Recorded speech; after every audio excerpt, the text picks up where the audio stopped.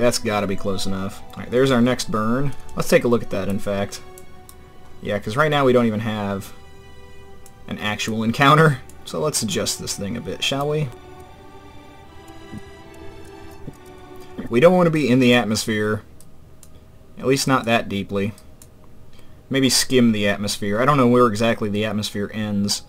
You know, it wouldn't hurt us to skim it ever so slightly because it would help bleed off some velocity. It's not something you'll do in real life because, you know, you need a heat shield to manage that and not tear yourself apart. But Kerbal has some wiggle room on using the atmosphere of a planet to brake. We did it on Duna, but yeah, 192 meters a second is not a big adjustment, and that'll be a good angle of approach, and we'll worry about that in 58 days. So let's say goodbye to Kerbin. Goodbye, Kerbin. Goodbye, Moon. Goodbye, Minmus, wherever the hell you happen to be currently in orbit around Kerbin. So far that I can't see you. Half the fun of leaving a planet is that it's like when you go to, if you've ever been on the ocean so far past land that you can no longer see it, and it's just water on all sides, and you can actually see the curvature of the Earth, and you get a feeling for the immensity of the ball that you're sitting on, and, you know, in a cosmic scale, it's not even a mote of dust. Hey, there's Minmus. There it goes. It's a kind of a humbling, mind-expanding experience. I highly recommend it. Bye, Kerbin. Bye, Moon. Bob's looking out the window at home like, I don't know how to feel about that. Pretty happy, though. Pretty exciting. And you see, we've hardly touched our fuel reserves for this mission. We've still got the vast majority of this thing available. That's rather pleasing. You know, I should probably get lined up with the maneuver node that we're coming up on, since we're only a few days out. If I was Bill, that's what I'd be doing. Or Bob. Sorry, Bob. I didn't mean to call you Bill. It's just you two have such similar names. It seems to me like we're not using any of the monopropellant attached to the lander yet, which is cool, but I'm not sure why. I kind of was under the impression it would burn evenly out of each available tank, but it seems to only be using the 2 attached to the main, or the 8 attached to the main drive section. That's fine with me. I was going to transfer monopropellant from these to this to ensure the docking process goes as smoothly as possible. Not to mention RCS monopropellant can be used as a emergency orbit gaining maneuver if we get up and burn up all of our fuel and aren't quite there yet, because I have read that Eve requires vastly more fuel to get into orbit than any other planet, and I'm a little concerned about that. 8 days, 7 days, 6 days. Notice they're 6-hour days. That's the rotational period of Kerbin. Makes sense that would be a Kerbin day, not 24 hours like an Earth day. I don't know during which patch that was updated, but I found it appropriate. I do not want a fat finger this time acceleration. I'd rather stare at the countdown for another dozen seconds than accidentally go past it and screw everything up and have to redo it. Just a big old no thank you on that prospect. Now this time the estimated burn of 55 seconds should be with these engines, because that's what it's currently running on, so that's probably pretty close to right, but we can't run at 100% thrust, so we'll probably start around like a minute 20. Somehow it feels more like I'm actually involved in the process when I'm looking at the ship. That's pretty close. I said a minute 20, looks more like... not quite that, but... pretty close. You know, like I said before, with interplanetary distances involved, small moves make large differences. That's pretty picturesque, isn't it? And speaking of picturesque, when I was doing one of my earlier launches, I managed to catch a solar eclipse from orbit. Might as well throw that footage in here rather than staring at the rocket burn. I was kind of disappointed though, there was no shadow on Kerbin, and I was kind of hoping there would be. I remember seeing a picture from the ISS of a solar eclipse and the shadow on the Earth. It was just impressive and cool.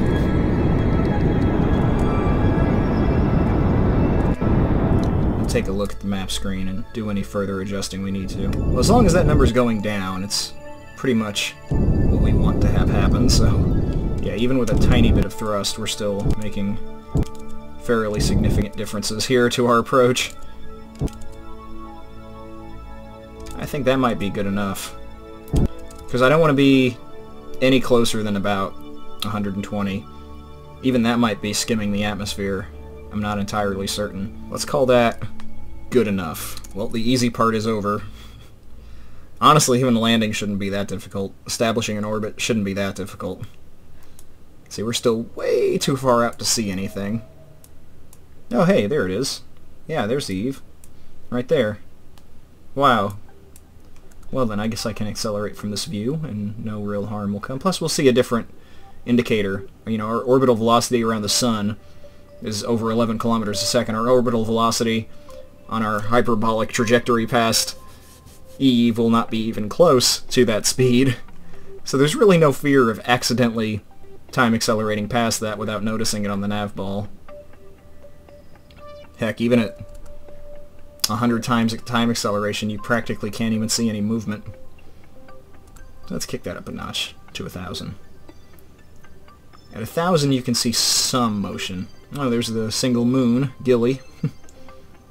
And we'll be coming up on our encounter very soon. I have no idea how big or small Gilly might be. For all I know, it's Minmus sized. It could be smaller than that. It could be bigger than the moon. I haven't the slightest idea. It's on a highly eccentric orbit. Oh, hey, that's a bit more time acceleration than I intended. The very thing I was afraid of.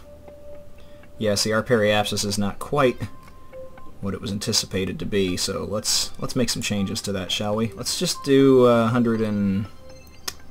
boy, I don't know. 130? That should be cool, I think. Unlike my trip to Duna, where I sent resupply missions with extra fuel and everything else under the sun, because exploration was the only purpose. This time our purpose is, other than exploration and fun and challenge, to obtain science. And I brought 4 Science Juniors, 4 Mystery Goos, and the 4 scientific instruments that I have access to in the vanilla version of the game. And in fact, now that we are in a high Eve orbit, we can start doing some science once I get lined up for our correction burn here, and burn until it's what we want it to be. No reason to wait. You know, like I said, I'm afraid to go too low, but I don't want to be too high either, because I do not know how high of an orbit the lander is going to be able to obtain. There is no such thing as safe in space. Alright, quick save. Very important. If this turns out to be deep in the atmosphere, we can go back. If it turns out to be, you know, perfectly fine, then groovy, and no problems. I'm starting to get nervous. All this was well and good when it was just on the drawing board. Actually doing it is a whole different matter. Man, it's just as purple as it is on the map view. That's kinda cool.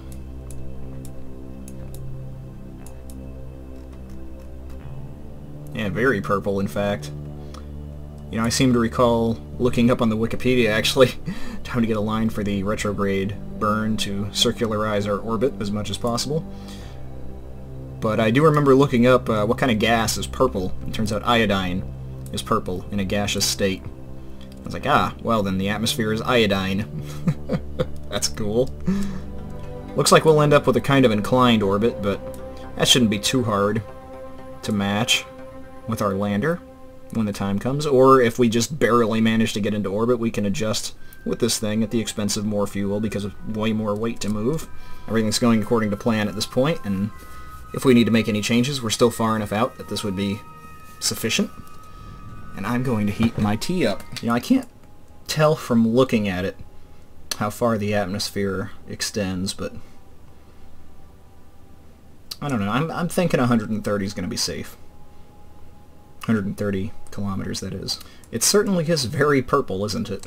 Might as well do our burn on this screen. It's probably going to take a couple minutes to circularize this orbit since we're traveling, wow, very fast indeed.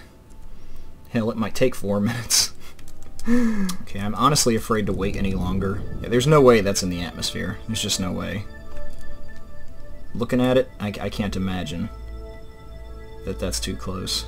Wow, that's some weird flickering we had there. Interesting. Well, God, we are just hauling here. 4.5 kilometers a second. Yeah, that's about the sweet spot where we're neither gaining nor losing periapsis. Not much anyway. As the SAS kind of bounces us back and forth.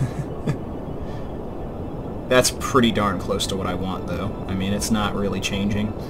And we are bleeding off velocity, so let's crank this thing up to, well, the highest throttle we can, safely.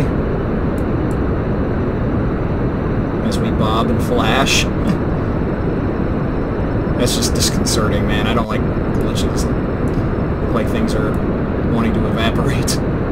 Oh, that's lovely. The coloration. That is pretty cool. It doesn't seem like this is going to be an atmosphere impacting type of an angle, because we would have hit it already. I feel like, and I'm getting no kind of indicators for atmosphere at 150. I swear it doesn't even look that much closer, but it is. It most certainly is. Like I said, I think 130 is unnecessarily high now that we're here, but I'd rather that than unnecessarily low and inescapable. I'm liking how fast that thing is moving. Heyo. Well, we've got capture. Now it's a matter of lowering our eccentricity down to roughly a circle, and we didn't do any aero braking in the end, which is just as well, because it kind of feels like a cheat. Make a loop around the planet, take a look at it while we're at it. Wow. I love the atmospheric glow. That is pretty cool. The purple atmosphere glowing various colors. So since this is like the Venus analog, is it super hot? Is it like molten lead oceans? You know, we gotta land this thing on land. We can't land on ocean. No matter what kind of liquid it consists of, this thing's not landing on an ocean. Oh, and we forgot to do science from a high orbit. I wonder, does this count as high orbit? Oops. I'm more concerned with landing than I am with the science. Which is, after all, like the whole reason we came here. High over Eve. That's cool. Keep that data. Very good then. Keep data. It's kind of hard to see, but there are instruments as well, like temperature, which cannot be done right now. Accelerometer, I know you can't do that in space. There's no seismic activity in space. Barometer is not going to work in space either. I'm going to have to remember to do that on the way down. Gravity I can do. High over Eve. Keep data. Let me stop the ship from moving as much as possible. And do a little EVA. Let's see, which one is open? This one over here? Yeah, okay. Don't want to accidentally crash into the solar panels and break them. That'd be bad.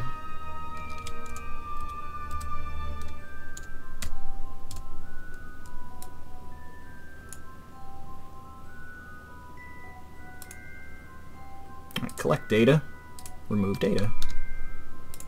Oh, we're not close enough to that, are we? Alright, let's just head to this ladder then. Grab it. Oh, good catch. Alright.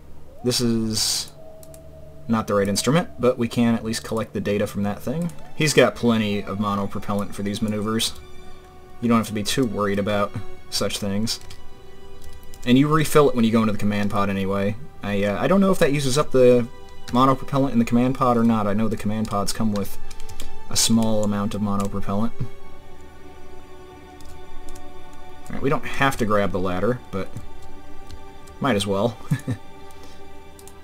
Take the gravity data, and that was pretty much it, because no temperature, no seismic, no pressure. Much as I like flying around in space above an unfamiliar planet, somehow it feels safer being in the command pod. I think I could change my camera angle to see this thing a little bit better, but oop, and that's not what we wanted.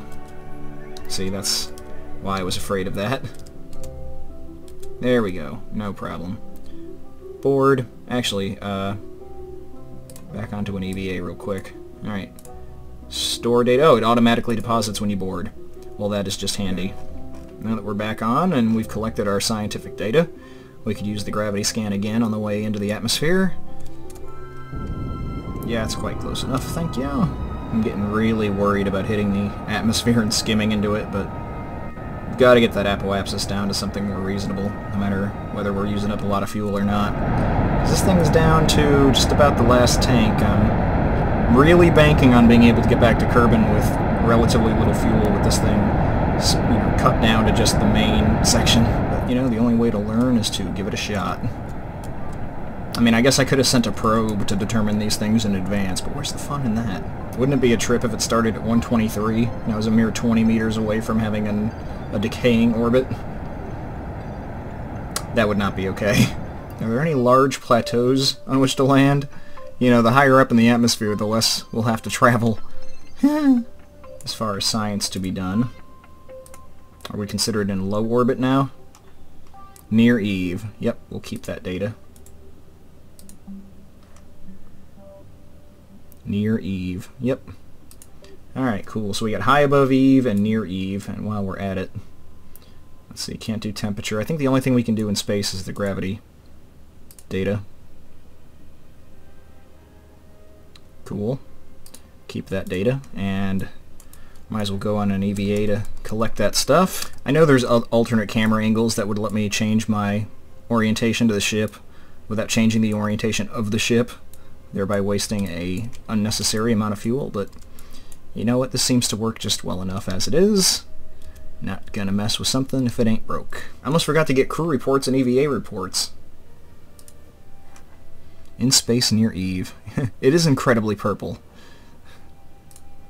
I wonder if we can still get to high Eve from here. Let's do an EVA report while we're at it.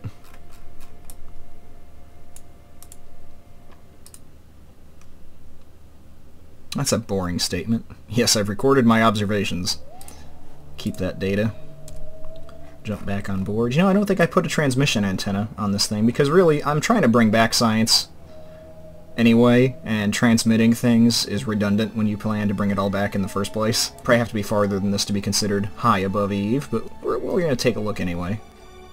I'd rather not leave anything on the science checklist if I can avoid it. High over Eve, so that's cool. Let's keep that data, and then take data, and then board, and then try another crew report. Yeah, there you go, high above Eve.